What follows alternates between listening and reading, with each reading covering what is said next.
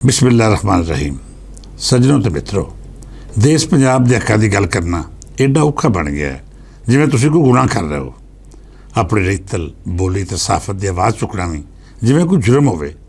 जिस बंदे ने अपनी पहचान लई इस माफिया या पंजाब दुश्मन ललकारन की कोशिश की है, उसके खिलाफ एक पूरा मास गर्म कर दिया गया है। मैं पहले भी गल की सी कि पंजाबी सियासतदाना ने चुप वट के जिड्डा वड्डा जुल्म इस धरती नाल कीता है, उन्नी ज्यादती साढ़े दुश्मनों में नहीं की। वो इल्ज़ाम लाते रहे तो साड़ी सियासी क्यादत चुप करके समझौते करती रही। हुण पहली बार हो रहा है कि मरियम नवाज होरी खुल डुल के अपने देश पंजाब की गल कर रही है। वो जलसे राही पंजाब का मुकदमा इंज पेश कर रही है जिवें उन्होंने अदराक हो गया होवे कि इस तो बगैर गल नहीं बननी।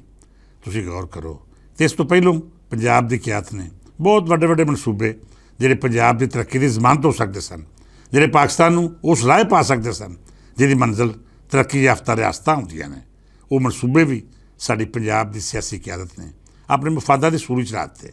पर हुण नवाज लीग वो सारे कफारे अदा कर रही है जिहड़े मरियम नवाज तो पहलां हो जाते तो अज पंजाब या पाकिस्तान के हालात बहुत ही मुख्तलिफ होंदे।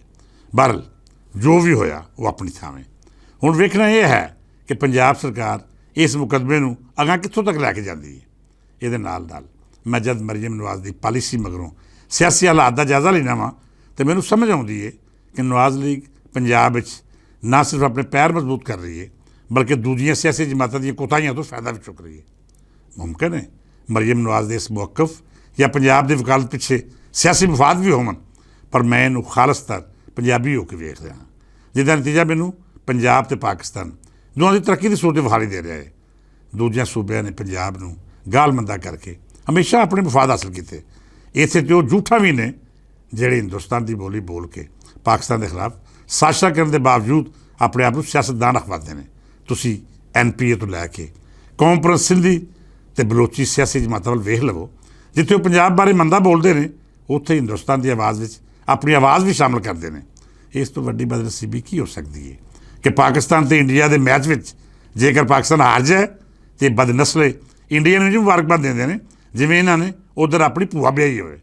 तुसीं गौर करो, जिहड़ा हिंदुस्तान की बोली बोलेगा, जिहड़ा पाकिस्तान उत्ते भौंकेगा, वो लाजमी तौर पर पंजाब दुश्मन निकलेगा। तुसीं होर वर्के फरोल के वेख लवो, तुहानूं अंदाज़ा होएगा कि साडे मगरबी बार्डर से जिन्ने भी अमन दुश्मन बैठे ने वो पाकिस्तान तो पंजाब नूं सांझी गाल कढदे ने।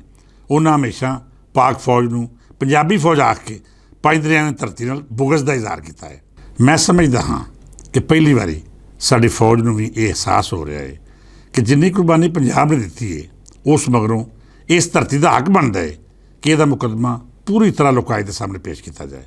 यही वजह है कि अज देश पंजाब नाल होने वाले जुल्मां उत्ते साडी इस्टैबलिशमेंट ना तो चुप खलोती है तो ना ही साडी सियासी अशराफिया मसलता का शिकार हो रही है। सज्जन प्यारिओ, जेकर मरियम नवाज की बोली विच असीं सियासी पहलू लभीए तो सानूं साफ विखाई दिंदा है कि मुल्क की 60% आबादी नूं मरियम दी तकरीरां विच अजिही क्यादत विखाई दे रही है जिहड़ी उहदी बोली बोल रही है।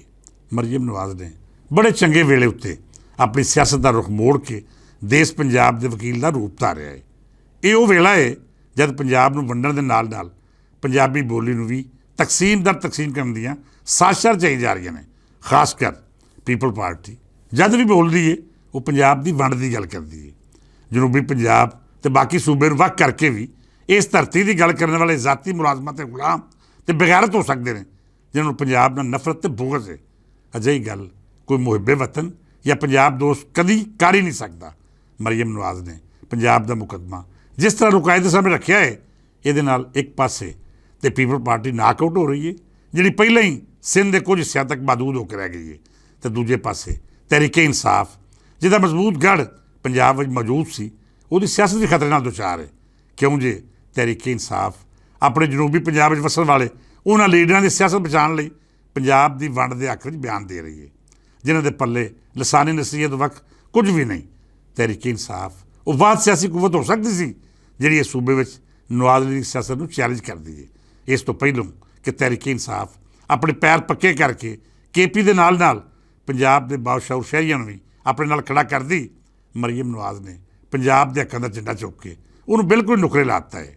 हुण तहरीके इंसाफ लिए बहुत औखा होएगा कि वो पंजाब में सियासत भी करे ਲਾਹੌਰੋਂ ਫੈਸਲਾਬਾਦੋਂ ਤੇ ਪਿੰਡੀਆਂ ਵੋਟ ਵੀ ਮੰਗੇ ਤੇ ਨਾਲ ਇਹ ਵੀ ਆਖੇ ਕਿ ਪੰਜਾਬ ਦੀ ਵੰਡ ਬਹੁਤ ਜ਼ਰੂਰੀ ਹੈ।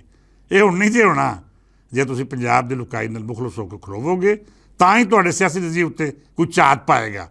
ਤੇ ਜੇਕਰ ਤੁਸੀਂ ਕਾਲਾ ਬਾਗ ਡੈਮ ਦੀ ਤਾਮੀਰ ਦਾ ਨਾਅਰਾ ਲਾਉਣ ਵਾਲੇ ਅਲੀ ਅਹਿਮਦ ਗੰਡਾਪੁਰ ਦੇ ਖਿਲਾਫ ਵੀ ਮੁਆਜ਼ ਖੜਾ ਕਰ ਦਿਓਗੇ ਤਾਂ ਫਿਰ ਬੇਲੀਓ, ਪੰਜਾਬ ਨੇ ਤੁਹਾਨੂੰ ਵੋਟ ਤੇ ਕੋਈ ਨਹੀਂ ਦੇਣੇ। ਅਲਬੱਤਾ ਅਜਿਹਾ ਜਵਾਬ ਦੇਵਾਂਗੇ ਕਿ ਤੁਸੀਂ ਸਦਾ ਯਾਦ ਰੱਖੋਗੇ।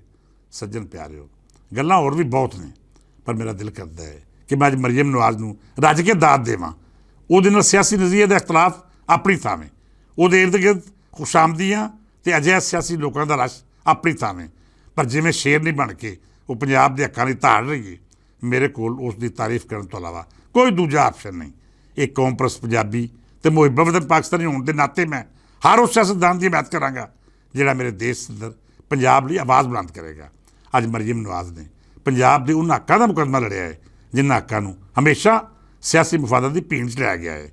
ਅੱਜ ਜਿਵੇਂ ਪੰਜਾਬ ਆਪਣੀ ਤਰੱਕੀ ਦੀ ਮਿਸਾਲ ਦਿੰਦਾ ਹੈ, ਹੁਣ ਅਸੀਂ ਇੰਝ ਹੀ ਇਹਦੀ ਕਿਆਦਤ ਦੀ ਮਿਸਾਲ ਵੀ ਦੇ ਸਕਦੇ ਹਾਂ। ਅੱਜ ਮੇਰੇ ਜਿਹਾ ਪੰਜਾਬੀ ਕੌਮਪ੍ਰਸਤ ਬੜੇ ਦਾਅਵੇ ਨਾਲ ਆਖ ਸਕਦਾ ਹੈ ਕਿ ਮੇਰੀ ਧਰਤੀ ਗੂੰਗੀ ਨਹੀਂ, ਇਹਦੇ ਕੋਲ ਆਪਣੇ ਹੱਕਾਂ ਲਈ ਗੱਲ ਕਰਨ ਵਾਲਾ ਲੀਡਰ ਵੀ ਮੌਜੂਦ ਹੈ ਤੇ ਆਪਣੇ ਦੇਸ਼ ਦਾ ਮੁਕੱਦਮਾ ਲੜਨ ਵਾਲੀ ਆਵਾਜ਼ ਵੀ। ਬਹਰਹਾਲ ਸਿਆਸੀ ਆਵਾਜ਼ ਨਾਲ ਹੋਰ ਵਿਚਾਰ ਵਟਾਂਦਰਾ ਵੀ ਕਰਦੇ ਰਹਾਂਗੇ ਤੇ ਇਹ ਗੱਲ ਵੀ ਕਰਾਂਗੇ ਕਿ ਆਖਰ ਕੀ ਵਜ੍ਹਾ ਹੋਈ ਕਿ ਪੰਜਾਬ ਵਿੱਚੋਂ ਪਹਿਲਾਂ ਪੀਪਲ ਪਾਰਟੀ ਨੇ ਤੇ ਹੁਣ ਆਹਿਸਤਾ ਆਹਿਸਤਾ ਤਹਿਰੀਕ-ਏ ਇਨਸਾਫ ਵੀ ਫਾਰਗ ਹੁੰਦੀ ਨਜ਼ਰ ਆ ਰਹੀ ਹੈ। ਸਿਆਸੀ ਔਕੜਾਂ ਆਪਣੀ ਥਾਵੇਂ, ਪਰ ਸਭ ਤੋਂ ਵੱਡੀ ਗੱਲ ਉਹ ਬੁਨਿਆਦੀ ਨੁਕਤਾ ਹੈ ਜਿਹੜਾ ਅਸੀਂ ਕੱਲ੍ਹ ਤੁਹਾਡੇ ਸਾਹਮਣੇ ਰੱਖਾਂਗੇ। ਅੱਜ ਲਈ ਇੰਨਾ ਹੀ, ਫੇਰ ਮਿਲਾਂਗੇ। ਇਸ ਦੁਆ ਨਾਲ ਇਜਾਜ਼ਤ ਦਿਓ ਕਿ ਵਸਦਾ ਰਹੇ ਮੇਰਾ ਸੋਹਣਾ ਪੰਜਾਬ, ਹੱਸਦੇ ਖੇਡਦੇ ਰਹਿਣ ਮੇਰੇ ਦੇਸ਼ ਪੰਜਾਬ ਦੇ ਵਾਸੀ ਤੇ ਜਮ ਜਮ ਜੀਵੇ ਉਹ ਲੀਡਰ ਜਿਹਨੂੰ ਮੇਰੀ ਧਰਤੀ ਤੇ ਇਸ ਧਰਤੀ ਦੇ ਲੋਕਾਂ ਨਾਲ ਪਿਆਰ ਹੈ। ਇਜਾਜ਼ਤ ਦਿਓ, ਰੱਬ ਰੱਖਾ।